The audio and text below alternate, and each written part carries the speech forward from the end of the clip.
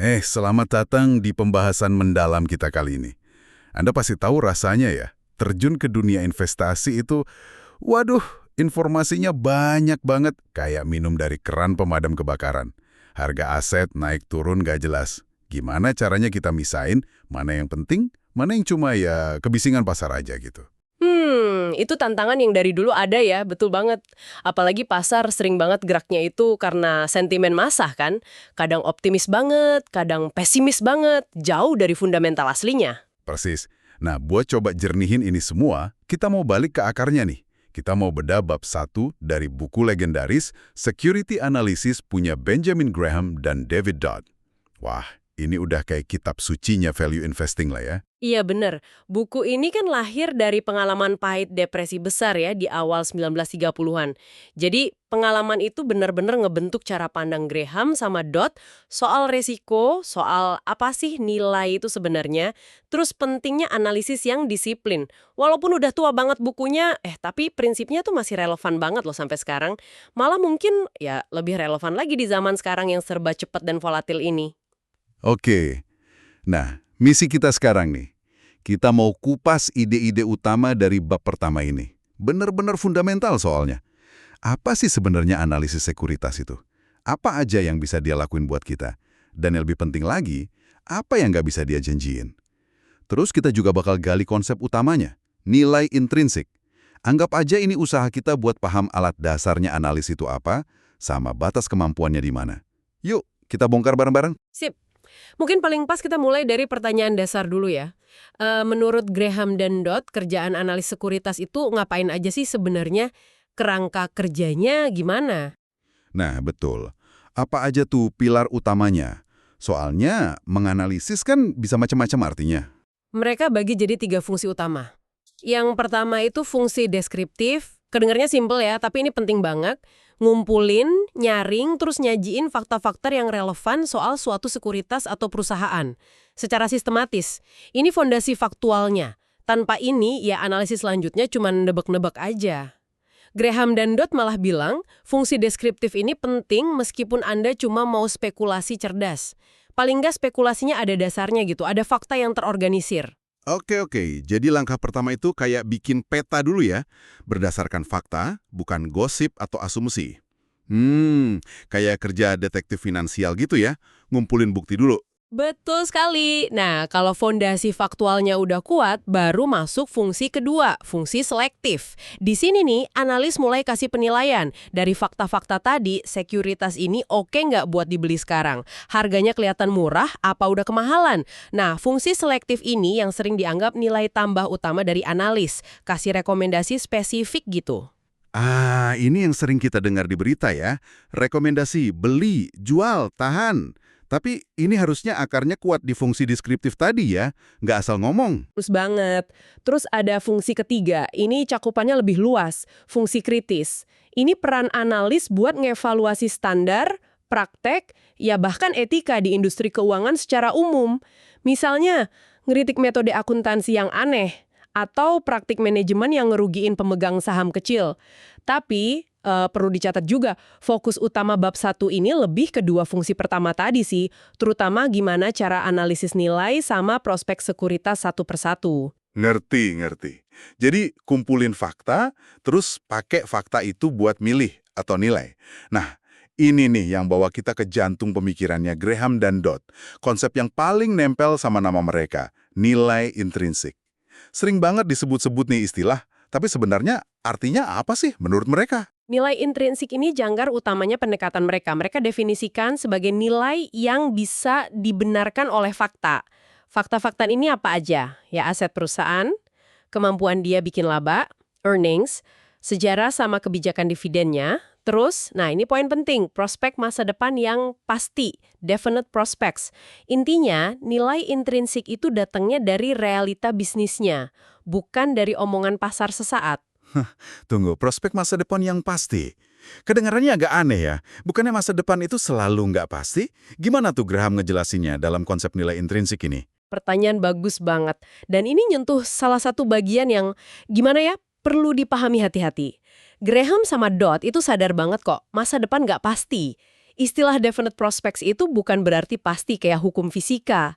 Maksudnya lebih ke prospek yang punya dasar rasional kuat, yang bisa dilihat dari data historis sama kondisi sekarang, bukan cuma harapan kosong atau ikut-ikutan tren aja.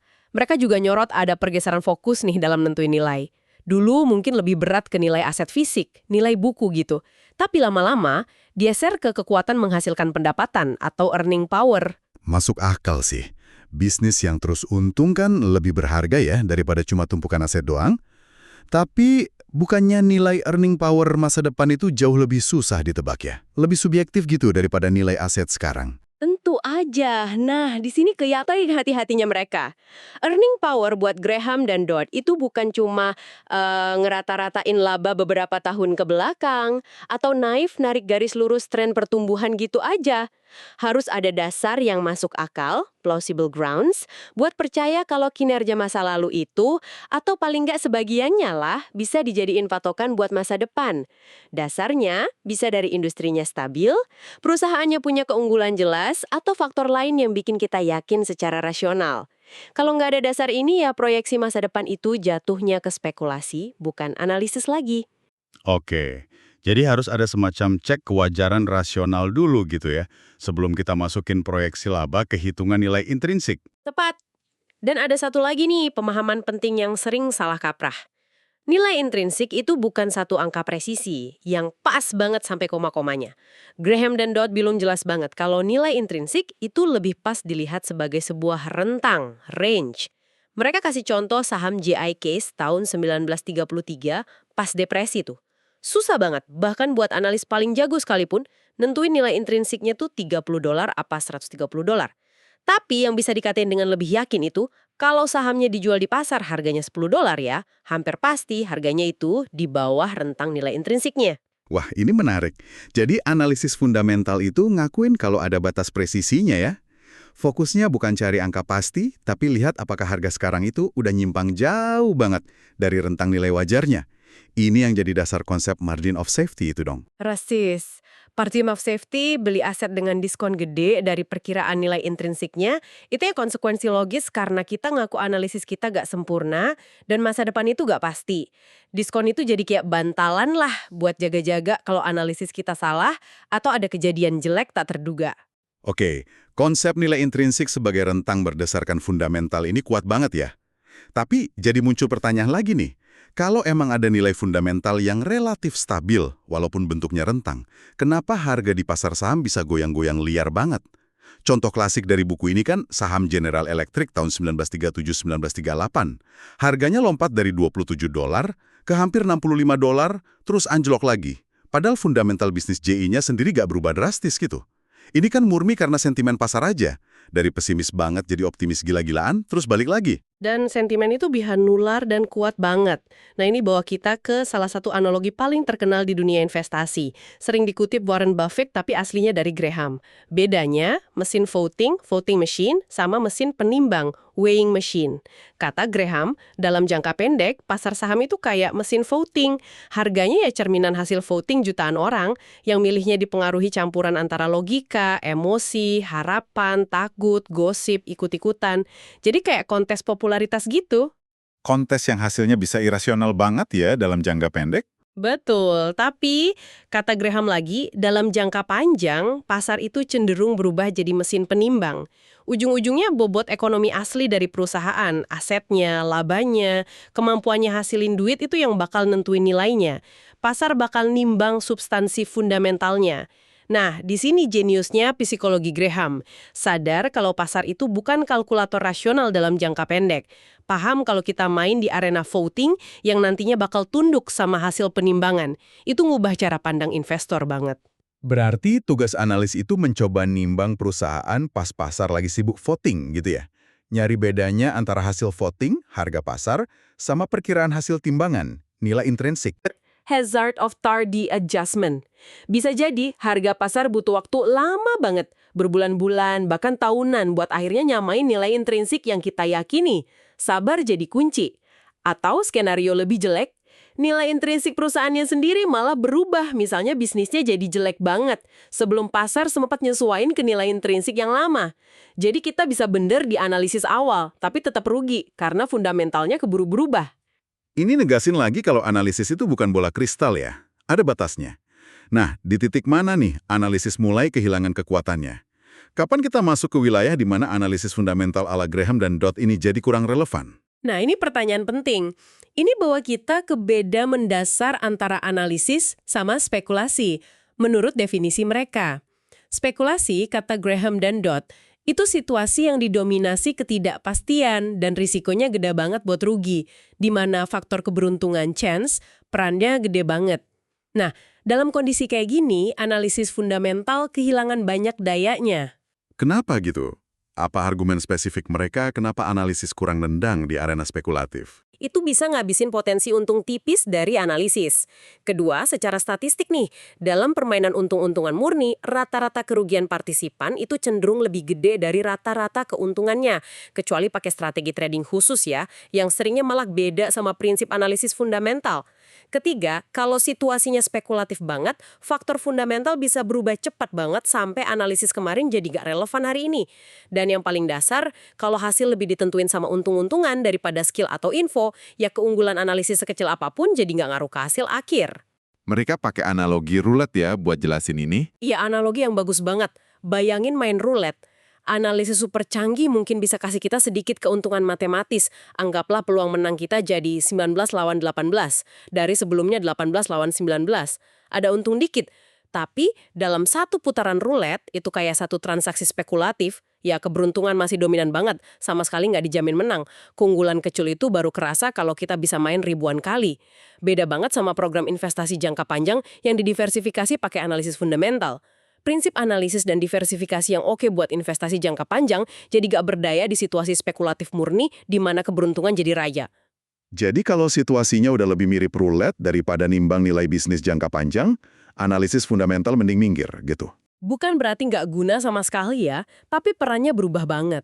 Kesimpulan Graham sama Dodd itu, kalau situasinya udah jelas-jelas spekulatif, analisis mending dianggap sebagai pelengkap atau pendukung aja. Adjunct auxiliary, bukan panduan utama buat ambil keputusan. Analisis mungkin bisa bantu kita paham risiko yang kita ambil, atau lihat mana spekulasi yang paling nggak masuk akal. Tapi analisis itu cuma bisa ngomong dengan yakin kalau dasar fakta sama logikanya jelas lebih dominan daripada faktor untung-untungan acak.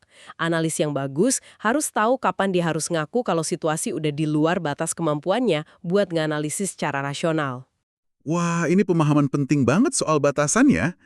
Jadi setelah kita bedah semua ini, artinya apa nih buat Anda pendengar kami?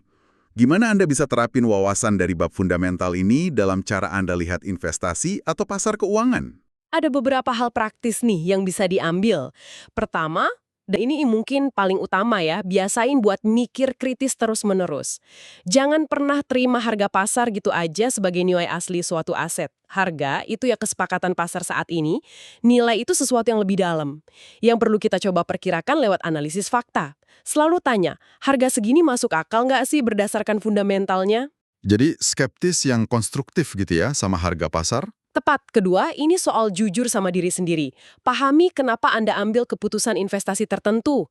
Akarnya dari analisis data, logika, proyeksi yang masuk akal, atau lebih karena harapan, emosi, ikut-ikutan FOMO, atau cuma feeling aja.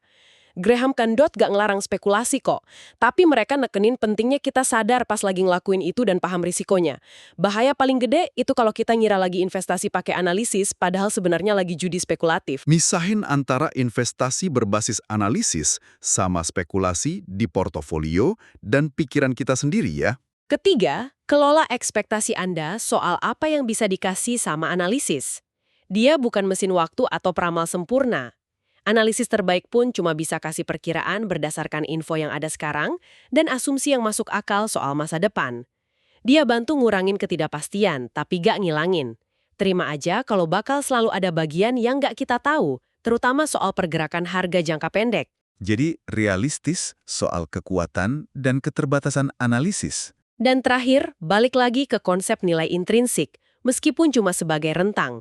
Punya jangkar penilaian fundamental ini bisa jadi benteng psikologis yang kuat banget. Di tengah pasar yang riuh, pas semua orang panik jual atau euforia beli, punya perkiraan nilai intrinsik sendiri yang dasarnya analisis kita bisa bantu kita tetap berpijak pada rasionalitas dan nahan godaan buat ikut arus aja tanpa mikir. Baik, rangkuman yang kuat banget. Yuk kita rekap bentar poin-poin kunci dari pembahasan kita soal bab 1 security analysis ini. Kita udah bahas kalau analisis sekuritas punya 3 peran. Deskriptif, ngumpulin fakta. Selektif, kasih penilaian beli jual tahan berdasarkan fakta. Sama kritis, evaluasi praktek industri. Kita juga udah gali inti buku ini, konsep nilai intrinsik. Ini nilai yang dasarnya fundamental bisnis aset, kekuatan hasilin laba, earning power, dividen, sama prospek masa depan yang pasti dalam artian punya dasar rasional.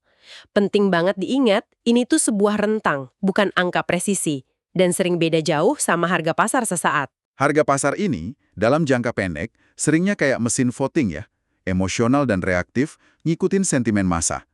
Baru dalam jangka panjang, dia cenderung jadi mesin penimbang yang nyerminin bobot fundamental bisnis. Paham bedanya ini kunci banget. Dan akhirnya kita ngakuin batasan analisis. Dia paling berguna kalau fakta dan logika yang dominan. Kalau udah masuk arena spekulatif, di mana untung-untungan berkuasa, analisis turun pangkat jadi pelengkap aja, bukan penentu utama. Tahu batas ini sama pentingnya kayak tahu cara analisis. Pemahaman yang fundamental banget dan masih relevan sampai sekarang ya. Makasih udah ngebimbing kita ngelewatin pemikiran Graham dan Dodd yang padat tapi mencerahkan ini. Sama-sama. Nah, sebagai penutup nih, mungkin ada satu pertanyaan buat direnungin Anda di rumah. Kita udah bahas gimana pasar sering kayak mesin voting yang emosional. Pertanyaannya, gimana caranya Anda secara pribadi bisa ngelatih diri buat lebih bertindak kayak mesin penimbang dalam keputusan finansial Anda sendiri? Gimana caranya bangun ketahanan mental buat fokus ke nilai fundamental pas dikelilingin sama kebisingan pasar, berita simpang siur, dan godaan kuat buat ikut-ikutan orang banyak? Tantangan yang relevan banget buat kita semua ya. Terima kasih banyak sudah menyimak pembahasan mendalam kali ini. Semoga percakapan ini kasih Anda kerangka berpikir yang berguna. Teruslah belajar, teruslah bertanya, dan teruslah berpikir kritis. Sampai jumpa di kesempatan berikutnya.